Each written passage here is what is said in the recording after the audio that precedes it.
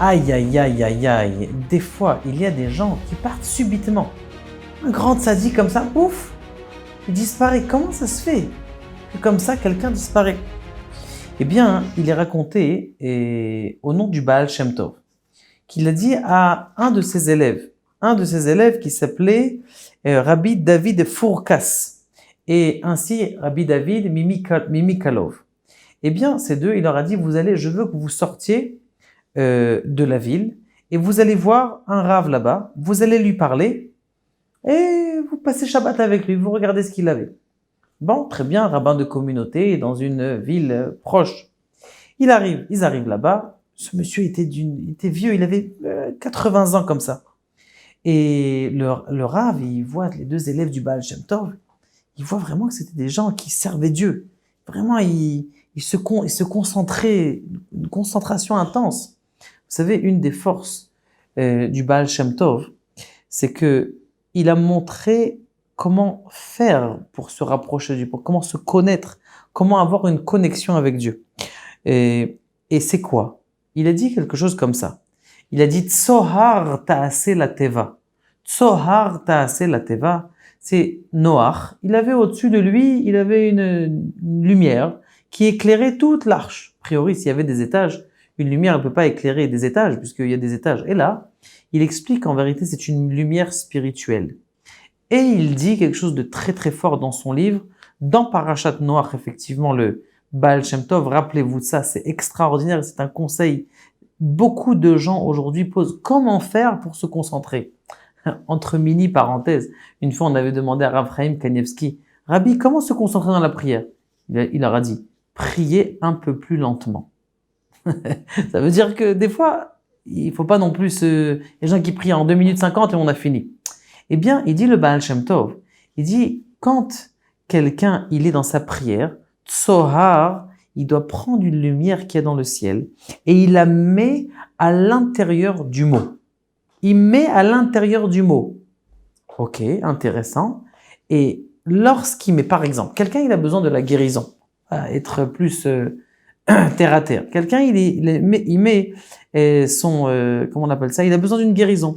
Dans Refa'enu, dans la Hamida, qu'est-ce qu'il dit? Refa'enu, et il reste sur ce mot-là. Il concentre, il éclaire ce mot. Il met toutes ses pensées, toute sa concentration dans ce mot. Et vous allez voir qu'après toute la prière, elle va avoir une autre connotation, une connexion différente. Et donc le Baal Shem Tov, donc c'est ce rabbin de communauté, ce rave de communauté, il voit comment est-ce que les Baal Shem Tov, ils expliquent et il se concentre sur les mots. Il a été vraiment émerveillé par leur service divin. Lorsque le Shabbat est arrivé, il dit, je voudrais venir avec vous, s'il vous plaît. Est-ce que ça vous dérange que je vienne avec vous voir votre habit? Il dit, écoutez, il n'y a pas de problème, vous savez, le chemin est long. Et il avait un monsieur qui avait 80 ans, c'est difficile, c'est pas comme aujourd'hui, on prend un car, un bus, un train et on est arrivé. Et donc, ce qui s'est passé, c'est que il va voir le Baal Shem Tov.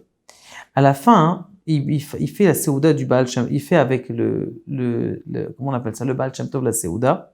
Et le Baal Shem Tov, il lui dit, écoute, mon cher ami, tu sais que tu vas rentrer chez toi, mais ce que tu dois faire, c'est que tu dois faire ton testament. Baal Shem Tov, il dit, bon, écoutez, si c'est ça la décision de Dieu, je l'accepte. Alors qu'il avait 80 ans, il était en bonne santé, a priori, même un homme de 80 ans aujourd'hui, il peut vivre encore, il est qu'à la moitié de la vie, comme je leur dis, 120 ans, il y a encore 40 ans. Et donc, ce qui se passe, c'est que il rentre chez lui, il dit à toute sa famille, écoutez, le Baal Shem Tov m'a dit que j'allais partir, et très bien. Bizarrement, c'était subite. Et bien, effectivement, le lendemain, il rentre chez lui, et il rentre. Les élèves, ils disent, Rabbi, qu'est-ce qui s'est passé? Tu nous as envoyé spécialement, et il est mort, qu'est-ce que c'est? Je vais vous dire. Il y a des tzadikim qu'on les prend avant leur temps, avant de finir leur tikkun, parce que c'est possible qu'ils tournent. Ils tournent, qu'est-ce que ça veut dire? Eh bien, c'est-à-dire qu'à la fin de sa vie, dans son ancien Gilgul, cet homme-là, eh bien, il a travaillé sa vie, c'était un dayan pendant toute sa vie. Et à la fin de sa vie, eh bien, il a été contre la Torah, il a changé toute sa tête et il a été contre la Torah. Vous allez me dire, mais d'où on a vu ça? dans la Torah, dans la paracha, des débuts de la Torah Bereshit, il y a là-bas un homme, un tzaddik, un grand tzaddik qui est devenu un malach, qui s'appelle Chanor. Vaikar Elokim et Chanor, qui la kachoto Elokim. Dieu, il a pris Chanor. Pourquoi il a pris Chanor? Eh bien, tout simplement, ce Chanor-là, il est devenu un ange. C'est une des personnes qui n'est pas mort, il est rentré en feu dans le Gan Eden, si on peut dire, et c'est devenu un ange qui s'appelle le Malach Matat, plus loin Ron, parce qu'on n'a pas le droit de dire le nom des anges. Et cet ange-là, pourquoi est-ce qu'il a été pris avant son temps? C'est avant que l'époque de Noach arrive, où là, il va avoir toute dépravation, du vol, des péchés qui vont arriver.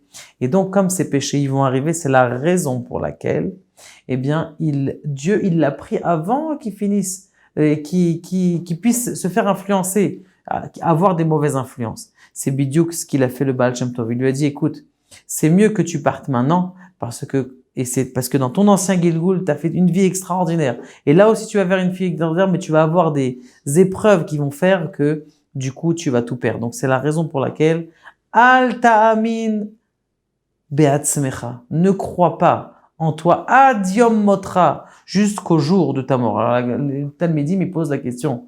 Mais, alors, c'est quand le jour de ta mort? C'est pour ça qu'il faut tous les jours faire teshuva. Et celui qui fait teshuva tous les jours, eh bien, juste une petite teshuva, des fois juste une petite pensée comme ça de teshuva, Kadosh Baruch Hu, eh bien, ce qui se passe, eh bien, c'est qu'il transforme le monde, même si le monde, il était chayav, eh bien, même si le monde, il était censé être dans une mauvaise passe où il y avait un décret dans le monde, eh bien, il peut transformer ce monde en un monde qui est zakai, c'est-à-dire qui est méritant. Et Kadosh Baruch Hu nous aide, que grâce à tous nos mérites de chacun de nous, petit à petit, on amène la construction du Beth Amikdash.